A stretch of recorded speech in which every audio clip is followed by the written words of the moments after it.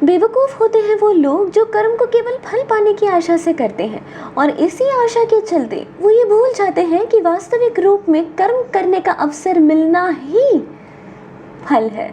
अब ज़रा सोच के देखिए कि अगर आप एक रिलेशनशिप में इन्वॉल्व हैं और रिलेशनशिप में कई बार ऐसे अप्स एंड डाउन्स आते हैं, ऐसे पीक्स एंड वैलीज आते हैं जहाँ पे हम ना चाहते हुए भी अपने पार्टनर को कोसते हैं, या फिर हम हमेशा से अपने पार्टनर को ही एकदम बेकार इंसान साबित करने में हम पीछे पड़े रहते हैं उनके।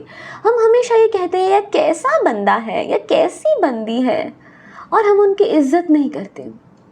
हमें जो मौका दिया गया है एक दूसरे से प्रेम करने का, एक दूसरे की स्वतंत्रता का सम्मान करने का, एक दूसरे के प्रति समर्पित होने का जो अवसर दिया है, हम उस अवसर का अपमान कर देते हैं और भूल जाते हैं कि हो सकता है कि इस पूरे जगत में कोई एक ऐसा व्यक्ति भी हो जो हमारे प्रेमी से एक तरफा प्रेम करते हो। जो आज हमें जो मौका मिला है उस मौके के लिए उन्होंने अग्नि परीक्षा दिए हो, लेकिन फिर भी तकदीर उनके साथ नहीं थी। आज जो हमें मौका मिला है उस मौके के लिए वो तरस रहे हो सकता है ना। और इस बात को अगर आप और भी ज़्यादा गहराई से समझना चाहते हैं तो पेरेंटहुड ये भी एक बेस्ट एग्जाम्पल है कि हमारे पास हमारे पेरेंट्स हैं, फिर भी कई बार ऐसा होता है कि हम हमारे पेरेंट्स की इज्जत नहीं करते।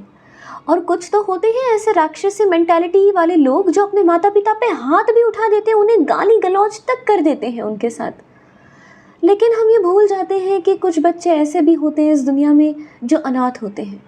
आज हमें जो मौका मिला है सेवा करने का, अपने माता पिता के साथ अपनी ज़िद पूरी करवाने का, उनसे लड़ने का, उनका दुलार पाने का, कई लोग ऐसे हैं जो इन आशीर्वाद से वंचित हैं।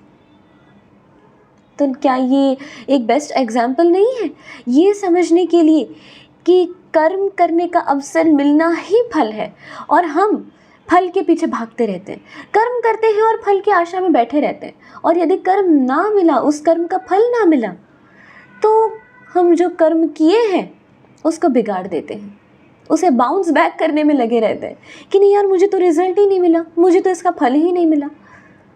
थिंक अबाउट इट, क्या मौका मिलना ही फल नहीं है? स्वयं विचार करके देखिएगा।